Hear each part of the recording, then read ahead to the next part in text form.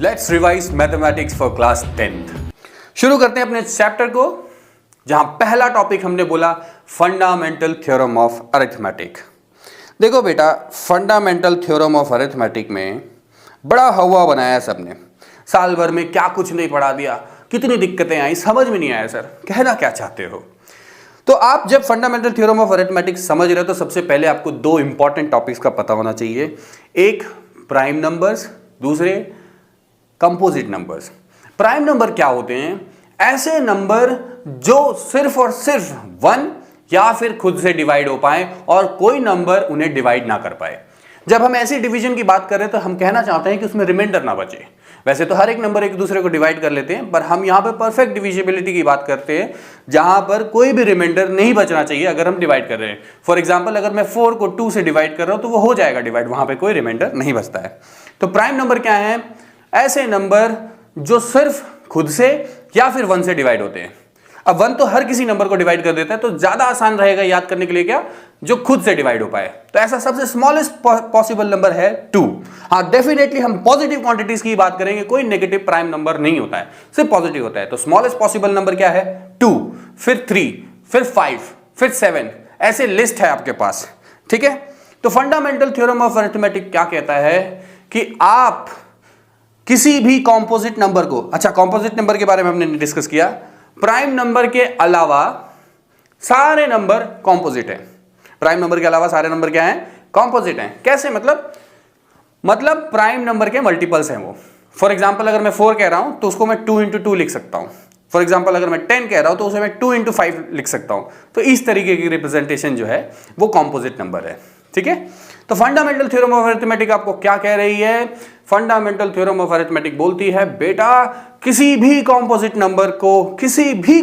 Number को आप prime number के मल्टीपल के साथ दिखा सकते हो।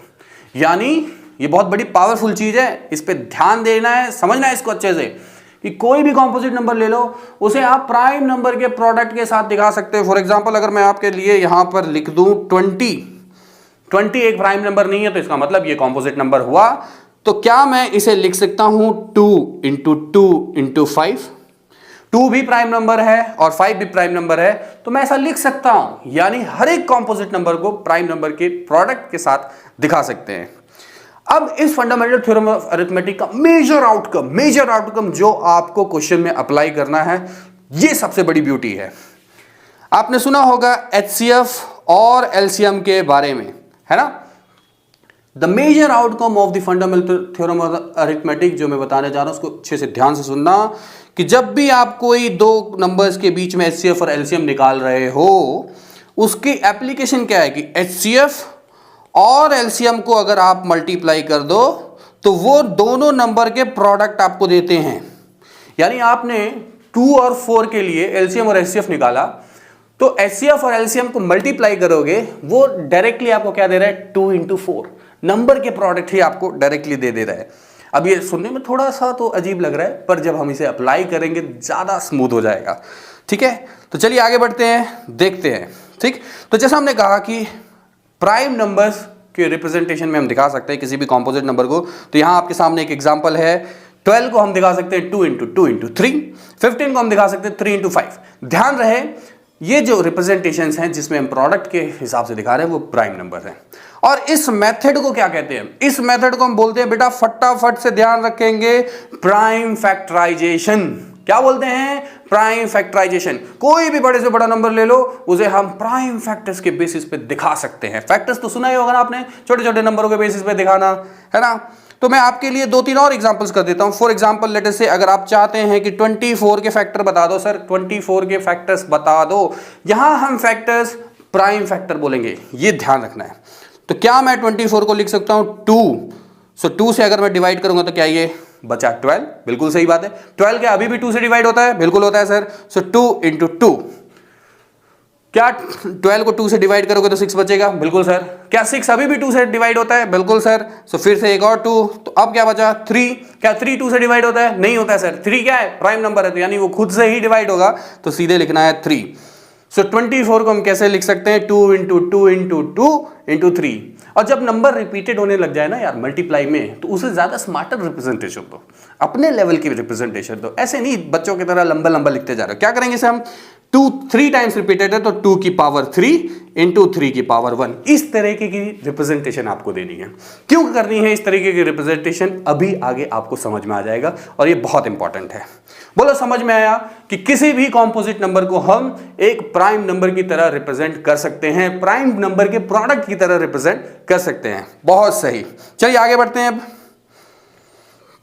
अब इसकी सबसे इंपॉर्टेंट एप्लीकेशन आती है HCF और LCM के रूप में। किस रूप में, प्राइम फैक्टराइजेशन की सबसे इंपॉर्टेंट एप्लीकेशन आती है HCF और LCM के रूप में। मैं पहले स्टार्ट करूं HCF और LCM की एप्लीकेशन आपको समझाना, मैं आपको इसकी बेसिक मतलब बता देता हूं। बेटे ये याद रखना कि कोई भी कॉम्प्लेक्स प्रॉब्लम है उसको हिलाना, उसको खत्म करना जड़ से बेसिक्स के दम में रहता है, तो इसलिए अपने बेसिक स्ट्रॉन्ग करो। HCF की बात कर रहा था मैं, HCF का क्या मतलब होता है पहले मुझे बताएं, फटाफट बताएं। बेटा HCF का मतलब होता है हाईएस्ट कॉमन फैक्टर। अब इसका मतलब क्या हुआ, ये इंपॉर्टेंट पॉइंट है कि आपको समझना है कि इसका मतलब क्या हुआ। फिर आओ LCM के बारे में, लीस्ट कॉमन मल्टीपल। अब इन दोनों में एक चीज आप नोटिस करो, इन दोनों में ही एक चीज इंपॉर्टेंट दिख रही है आपको, द वर्ड कॉमन। अब कॉमन तो जायज सी बात है, कम से कम 2 लोग होने चाहिए तभी तो हम उनके बीच में कॉमन की बात करेंगे, है कि नहीं। तो ठीक है, यानी 2 लोग पार्टिसिपेंट रहते हैं, एक X होता है एक Y होता है, ठीक है, एक X होता है एक Y होता है। आपने HCF निकाला यानी हाईएस्ट कॉमन फैक्टर। इसका मतलब होता है एक ऐसा नंबर, वो सबसे बड़ी पॉसिबिलिटी है, उससे बड़ा और कोई नहीं हो पाएगा, एक ऐसा नंबर जो आपके कंपेयरिंग नंबर को दोनों को डिवाइड कर सकता हो।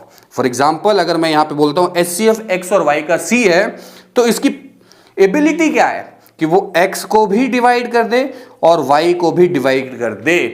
अब C के बाद कोई और पॉसिबल नंबर बड़ा होना नहीं चाहिए, तभी इसे हम कहते हैं हाईएस्ट कॉमन फैक्टर। बात समझ में आई? अगर ये बात समझ में आई तो लीस्ट कॉमन मल्टीपल का मतलब बता दो। तो फटाफट मुझे अब बताएंगे कि LCM क्या होगा HCF को देखते हुए। LCM का मतलब क्या है, लीस्ट कॉमन मल्टीपल। यानी यहां पर हम एक ऐसा नंबर ले रहे हैं, लेट अस से D बोल दिया मैंने, एक ऐसा नंबर D है जिसको X और Y दोनों डिवाइड कर दें, D को X और Y दोनों ही डिवाइड कर दे रहे हैं, ये पॉसिबिलिटी आपके पास होनी चाहिए। और जाहिर सी बात है अगर मैं D को 2 से मल्टीप्लाई कर दूं, 3 से मल्टीप्लाई कर दूं, फिर भी X और Y का तो फोकस सिर्फ और सिर्फ D को डिवाइड करने पे ना, तो मल्टीपल तो जाहिर सी बात है यार हो ही जाएगा। जैसे अगर मैं 10 से 100 को डिवाइड कर रहा हूं तो 10 से 1000 को भी तो डिवाइड कर सकता हूं, क्योंकि 100 का मल्टीपल ही तो है 1000, है ना।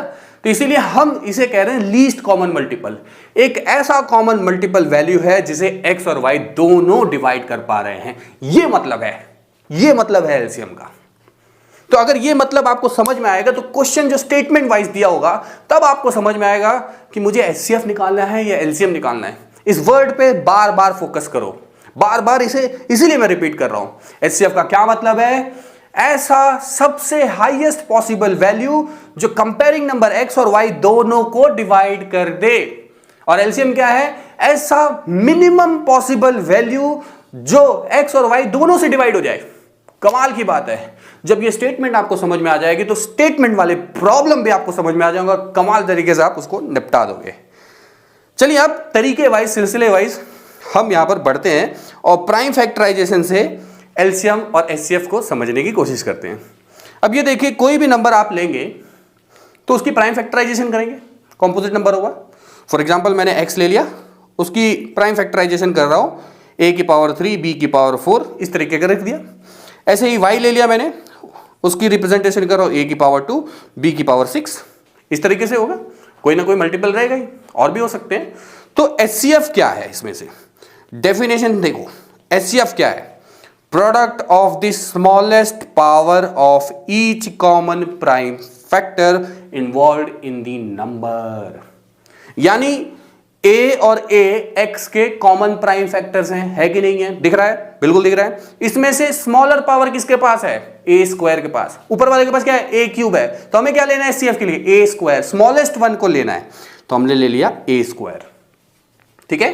और b की पावर 4 और b की पावर 6 में कौन है छोटा? बताओ। b की पावर 4 छोटा है ना? b तो कॉमन है ही, तो a स्क्वायर इंटू बी की पावर 4 ये आपको एचसीएफ देगा। सर जब भी आप लोग ना स्टेटमेंट वाइज समझाते हो, यानी ए बी सी अल्फाबेट ये सब लेके समझाते हो, तो समझ में नहीं आता है। नंबर के टर्म्स में समझाया करो, वो ज़्यादा आसान रहता है। तो नंबर के टर्म में समझाएंगे यार, टेंशन क्यों ले रहे हो तुम लोग? पर ये थोड़ी हैबिट डालो इस चीज़ की यार, ये बचपन वाला काम नहीं चलेगा कि 10 को हम 2 into 5 लेके तो ही समझ में आ रहा है। हम किसी भी वेरिएबल के लिए किसी भी वेरिएबल के टर्म्स में रिप्रेजेंट कर सकते हैं यार। इतनी बेसिक अंडरस्टैंडिंग अपने अंदर डेवलप करो, ठीक है। मैंने यहाँ पे एक मिसाल ही तो लिया है। x को अगर हम a की पावर 3 इंटू बी की पावर 4 से रिप्रेजेंट कर सकते हैं और y को a square into B power 6 से रिप्रेजेंट कर सकते हैं, तो प्राइम फैक्टराइजेशन के हिसाब से एचसीएफ कैसे निकालोगे? जो भी कॉमन मल्टीपल्स हैं, जो भी कॉमन प्राइम फैक्टर्स है, उसमें स्मॉलर पावर किसके पास है? किसके पास है भाई? y के पास है। a स्क्वायर उठाया रखा। b पावर 6 और b पावर 4 में छोटा कौन है? b पावर 4 उठाया रखा, दोनों को मल्टीप्लाई किया, वही तो आपका एचसीएफ है। कमाल की बात है। तो एलसीएम क्या होगा सोच सकते हो क्या? हाँ, अभी आगे डिस्कस करेंगे उसके बारे में। चलो भाई,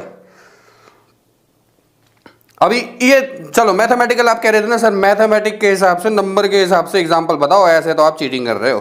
तो चलो ठीक है, तुम्हारी खुशी के लिए कुछ भी करेंगे। सो 24 इसके प्राइम फैक्टर लिखो पहले तो। 24 के प्राइम फैक्टर लिखने के मेरे साथ फटाफट बोलेंगे, क्या बोलोगे? 2 इंटू, जब आप 2 लिख दिया तो यानी अब 12 बचा है, तो 12 को फिर से 2, अब क्या बचा है? 6 बचा है, 6 को भी 2 से, अब क्या बचा है? 3 बचा है ना? अगर ये समझ में नहीं आता तो आप ऐसे इसको ब्रेक करते जाओ, 12 फिर इसके बाद फिर 6 फिर 3, अब 3 से ये हो गया, ठीक है। तो क्या हम इसको ऐसे लिख सकते हैं? मैंने कहा था ना स्मार्टर वे में लिखना है, ऐसे बच्चों वाली हरकतें नहीं करनी है। तो क्या करना है? 2 की पावर 3 इंटू 3 की पावर 1। ये क्यों लिख रहे हैं हम लोग? अब समझ में आ गया हो ना? पावर ऑब्जर्व करने के लिए कि स्मॉलर पावर किसके पास है, बड़ी पावर किसके पास है, तभी मैं एचसीएफ के लिए वो निकाल पाऊंगा स्टेटमेंट वाइज। Very good. अब 36 को भी लिखते हैं फटाफट। 2 से जब कर दिया इसको तो बचा क्या? 18, फिर से 2 से मल्टीप्लाई कर सकते हैं तो फिर क्या बचा? 9। अब 2 से नहीं कर सकते तो 3 से करेंगे, बचेगा क्या? 3, फिर से 3 से कर सकते तो बचेगा क्या? 1 बचेगा। तो यहां पे क्या दिख रहा है भाई? 2 स्क्वायर इंटू 3 स्क्वायर। आसान था। प्राइम फैक्टराइजेशन तो यार तुम कर लोगे, इतना कॉन्फिडेंस तो तुम्हारे ऊपर मेरे को है, तुम कर लोगे यार। अब आ जाओ भाई एचसीएफ पे। एचसीएफ क्या है? हमने कहा था, डेफिनेशन आपके सामने लिखी हुई है। स्मॉलर पावर, दोनों में कॉमन नंबर जो है उसमें से स्मॉलर पावर किसके पास है? वो वाला नंबर उठा लो। किसके पास है? पहले 2 को कंपेयर करते हैं। क्या 2 दोनों में है? 2 स्क्वायर और 2 क्यूब में से छोटा कौन है? 2 स्क्वायर ले लिया। 3 स्क्वायर और 3 पावर 1 में से छोटा कौन है? 3 पावर 1 ले लिया। तो क्या बचा आपके पास? 2 स्क्वायर का मतलब क्या होता है? 4, और 3 का मतलब क्या होता है? 3। 4 3 जा 12। तो एचसीएफ ऑफ 24 और 36 इज व्हाट? 12। इस मेथड से आपको करना है। भले ही आपको वो बचपन वाला तरीका आता हो, लाइन लगा के इस तरीके से आप बनाते हो यार, 12 और 36 का अलग अलग से लेते हो, पर इस तरीके से मत करना आप 10th के एग्जाम में, क्योंकि वो पैटर्न नहीं चेक कर रहे हैं आपके एग्जामिनर। अगर आप ऐसा करोगे तो वो हो सकता है कि उसको क्रॉस दे दे, बड़ा गलत है। सही है? चलो भाई, ऐसे समझ में आया? किसी को कोई डाउट हो तो भाई कमेंट कर देना, मैं एक और वीडियो बना सकता हूं इस पर, और फिर से ज्यादा क्लियर तरीके से आपको डिस्क्राइब करूंगा जैसी भी आपकी जरूरत रहेगी। फिर एलसीएम क्या हो गया? एलसीएम हो गया greatest power involve. Greatest power involve, जैसे वहां पे हम स्मॉलर पावर वाला कर रहे थे, जिसमें बड़ी पावर है उसको एलसीएम के लिए लेना है। यहां पे पकड़ी गई एक ट्रिक, फॉर एग्जांपल मैं ट्रिक समझा देता हूं, देखो। ट्रैप है, इसीलिए कह रहा हूं यहां पे फोकस करने वाली जरूरी है। जैसे देखो, मैंने x को लिख दिया, यहां पे लिखा मैंने 2 पावर 3, 3 पावर 4 इंटू 7 पावर 1, ठीक है। फिर y is equals to 2 power 2, 3 power 6, that's it, ऐसा लिखा हमने, ठीक। दो नंबर को कंपेयर कर रहे हैं। अब आपसे एलसीएम को बोला गया, आप बोलोगे सर डेफिनेशन में बोला हुआ है हाईएस्ट पावर जिसके पास हो, कॉमन नंबर होना चाहिए, अगर नंबर कॉमन नहीं है तो हम लेंगे नहीं। तो ठीक है, कॉमन नंबर लेना चाहिए, बहुत सही बात है यार, बिल्कुल सही है। सो 2 पावर 3 और 2 पावर 2, 2 तो कॉमन नंबर है ही, 2 पावर 3 और 2 पावर 2 में बड़ा कौन? 2 पावर 3 ले लिया, 2 पावर 3। 3 पावर 4 और 3 पावर 6, 3 तो कॉमन नंबर है ही, 3 पावर 4 और 3 पावर 6 में बड़ा नंबर कौन? 3 पावर 6। 7 पावर 1, सर 7 पावर 1, 7 तो सिर्फ x के पास है, y के पास तो है ही नहीं, तो यानी ये कॉमन नंबर नहीं है। यहीं पे तुम कर गए गलती। क्या मैं यहाँ पे 7 पावर 0 लिख सकता हूँ y के पास? ये तो चीटिंग है सर, ये गलत बात है। कैसे चीटिंग है भाई, कैसे चीटिंग है? आप तो किसी भी नंबर को उसके पावर 0 के साथ दिखा सकते हो नहीं। एनीथिंग का पावर 0 इज व्हाट? 1, एक्सेप्ट 0 की पावर 0 नहीं होनी चाहिए। 0 की पावर 0 छोड़ के बाकी कोई भी नंबर ले लो, उसको पावर 0 करोगे तो हमेशा क्या आएगा रिटर्न में? 1। तो 1 तो यहाँ बाय डिफॉल्ट मल्टीप्लाइड था। इस चीज को सोचते हुए 7 पावर 0 और 7 पावर 1 में बड़ा कौन? 7 पावर 1, तो इसलिए 7 को यहां पर लिखना पड़ेगा। अगर उस डेफिनेशन पे आप स्टिक कर गए और आप कॉमन नंबर ढूंढ रहे हो, 7 के साथ तो वाला कोई है ही नहीं, तो छोड़ दोगे तो बेटा गलती हो जाएगी। यहां पे ये हिडन ब्यूटीज को भी देखना है, ठीक है, छुपी हुई सुंदरता को भी देखना है, नहीं तो गलतियां होती रहेंगी आपके साथ। जो सामने दिख रहा है वही सुंदरता नहीं है, अंदर भी होती है कुछ लोगों के राज, तो उस राज को जानना जरूरी है। तो 7 पावर 0 और 7 पावर 1 में 7 पावर 1 बड़ा है, इसलिए एलसीएम में ये हिस्सा लेगा। समझ में आई बात? तो ऐसे केस एनकाउंटर हो सकते हैं, इसलिए मैंने पहले ही आपको आगाह कर दिया है। इसके ऊपर भी वही सेम एग्जांपल 24 और 36 का ले ले तो एलसीएम क्या बनेगा अपने पास? फटाफट से लिखेंगे 24 के फैक्टर्स, अब तो हमें पता ही लग गया सर, 2 पावर 3 इंटू 3 पावर 1। 36 का क्या होता है भाई? 2 पावर 2 इंटू 3 पावर 2। अभी पीछे ही किया था ना यार, दोबारा लिखने की जरूरत नहीं है, समझ में तो आ ही रहा तुम्हें। Very good. सो एलसीएम के लिए क्या लिखना भैया? बड़े वाले पावर्स उठाओ। सो 2 की पावर 3 उठाएंगे, यहाँ से 3 की पावर 2 उठाएंगे, यानी 8 इंटू 9 यानी 72। सो 72 72 ऐसा मिनिमम पॉसिबल वैल्यू है जिसको 24 भी डिवाइड करता है और 36 भी डिवाइड कर लेगा। ये है एलसीएम का रियल मतलब। सिमिलरली यही एचसीएफ में भी तो हमने देखा कि एचसीएफ में क्या देखा बेटा? 12 ऐसा हाईएस्ट पॉसिबल वैल्यू है जो 24 को भी डिवाइड कर देगा और 36 को भी डिवाइड कर देगा। उसके बाद बड़ा वैल्यू अगर आप लेना चाहो, दोनों को कॉमन का मतलब यही हो गया ना यार, दोनों को डिवाइड करना चाहिए। तुम कहोगे सर 24 ले लो, 24 तो 24 को डिवाइड कर देगा, पर बेटा 36 का क्या? दोनों को डिवाइड करना चाहिए सेम नंबर। ये है रिस्ट्रिक्शन, समझ में आई? तो ये है एचसीएफ और एलसीएम। बहुत सही, इस एप्लीकेशन का ध्यान रखना, ये हर एक क्वेश्चन में आपको परेशान करेगी नहीं तो। दूसरे टॉपिक पे, दूसरा टॉपिक है अपना इर्रेशनल नंबर। इर्रेशनल नंबर को समझने के लिए यहां पर देखिए, हम इर्रेशनल नंबर की फैमिली, उसके बारे में, उसके चीज़ों में उतने डिटेल में हम नहीं घुसना चाहते हैं। खाली हमारा यहाँ पे प्रूविंग और इर्रेशनैलिटी से मतलब है। कोई नंबर आपको दिया हुआ है, क्या वो इर्रेशनल है, इस बात का प्रूफ आपको मैथमेटिकली देना है, बस। उससे ज़्यादा आपकी यहाँ पे डिमांड नहीं है। फिर भी हम एक बार देख लेते हैं फटाफट, रैशनल नंबर और इर्रेशनल नंबर क्या होता है। रैशनल नंबर वो होता है ऐसा नंबर जिसका चांस हो p बाई क्यू के फॉर्म में रिप्रेजेंट करने के लिए। p बाई क्यू का मतलब क्या हुआ? सिंपल यार, न्यूमरेटर बाई डिनोमिनेटर फॉर्म में लिखा जा सकता है। फॉर एग्जाम्पल अगर मैं रैशनल बोलना चाहूँ, 1/2, 3/4, तो ये p बाई क्यू के फॉर्म में है। q खाली क्या होना है यहाँ पर, ये कंडीशन, और q जो है वो 0 नहीं होना चाहिए, यानी डिनोमिनेटर वैल्यू 0 ना हो, बाकी सब कुछ चलेगा। और इवन आप परफेक्ट नंबर्स भी लिख सकते हो, 2, 3, 4, इनको 1 से डिवाइड कर लो यार, तब भी ये p बाई क्यू के फॉर्म में आ जाएंगे। कोई भी नंबर 1 से डिवाइड कर लो, सेम ही आता है। इवन रैशनल नंबर में ना क्या है कि non terminating repeating decimal values भी लिखे जा सकते हैं। For example 0.3333 keep on writing है, और इसे ऐसे 0.3 बार लिख दिया। तो याद करो 9th क्लास में ऐसे ही कुछ प्रॉब्लम्स थे यार आपके पास, जिसे हम चांस थे कि p बाई क्यू के फॉर्म में रिप्रेजेंट कर सकते हैं। तो इर्रेशनल नंबर क्या है? ऐसे नंबर जिन्हें p बाई क्यू के फॉर्म में रिप्रेजेंट करना असंभव है, उन्हें नहीं किया जा सकता। तो ऐसे नंबर होते कौन से हैं? तो इसलिए 3 पॉइंट आपको बता रहा हूं, उसको याद रखना हमेशा, जिससे आप इर्रेशनल नंबर जनरेट कर सकते हो हमेशा। पहली चीज, ये तो हमेशा डेसिमल वैल्यू ही होगी। जैसा आपने रैशनल में देखा ना, परफेक्ट नंबर्स भी थे, 2, 3, 4, 5, ये सब क्या है? नॉन डेसिमल वैल्यूज है, ये भी रैशनल आ सकते थे। लेकिन इर्रेशनल में क्या है कि डेसिमल ही होगा, सिर्फ और सिर्फ डेसिमल वैल्यू होगा। दूसरा, इसके डेसिमल वैल्यूज नॉन टर्मिनेटिंग होंगे, मतलब खत्म ही नहीं होंगे। आप लिखोगे जितना जिंदगी जन्म तक चलते रहेंगे, उनका कहीं पे भी अंत नहीं है। तीसरा, नॉन रिपीटिंग होंगे, यानी किसी टाइप की रिपीटेशन नहीं हुई। जैसे हमने रैशनल में देखा 0.3 बार लिख दिया हमने, 0.303, 0.123, 123, 123, 123, ऐसे भी वो रैशनल कहला जाएगा। रिपीटेशन हो रही है वहाँ पर डेसिमल वैल्यूज़ की। यहाँ पर रिपीटेशन नहीं होगी, नॉन टर्मिनेटिंग होगा और हमेशा डेसिमल वैल्यू होगा, तो वो क्या है, इर्रेशनल नंबर है और उसे हम p बाई क्यू के फॉर्म में नहीं लिख सकते। ये इंफॉर्मेशन हमारे पास होनी चाहिए। क्या है मेजर इंफॉर्मेशन अपनी, हम इसे p बाई क्यू यानी न्यूमरेटर बाई डिनोमिनेटर के फॉर्म में, शॉर्टेड फॉर्म में नहीं लिख सकते। और हाँ, ये ध्यान रखना कि p और q का जो HCF है वो 1 है। p और q का HCF क्या है, 1 है, यानी वो सबसे प्रॉपर फॉर्म में, एकदम सबसे शॉर्टेड फॉर्म में। फॉर एग्जाम्पल अगर मैं लिखता हूँ 2/8, तो आप ये कह रहे हो कि यार ये फ्रैक्शनल फॉर्म में, इसको फर्दर और काटा जा सकता है ना, जिसे मैं लिख सकता हूँ 1/4। अब इस 1 और 4 के बीच में HCF क्या है, 1, उससे ज्यादा और कुछ नहीं है। ठीक, तो ये कंडीशन आपको ध्यान में रखनी है। चलिए आगे बढ़ते हैं अब। हाँ, ये 3 इंफॉर्मेशन बड़े काम की चीज है आपके लिए। पहली इंफॉर्मेशन क्या है, ये तो बड़ी काम में आएगी अभी प्रूव करते वक्त। अगर कोई नंबर, ध्यान से सुनना, अगर कोई नंबर p है वो a स्क्वायर को डिवाइड कर रहा है, यानी a स्क्वायर को p डिवाइड कर दे रहा है, अगर कोई रिमाइंडर नहीं बच रहा है, तो इसका मतलब क्या है, वो a को भी डिवाइड कर देगा। ये रिजल्ट है, ये ध्यान रखना है। सर कैसे, एग्जांपल ले लो यार।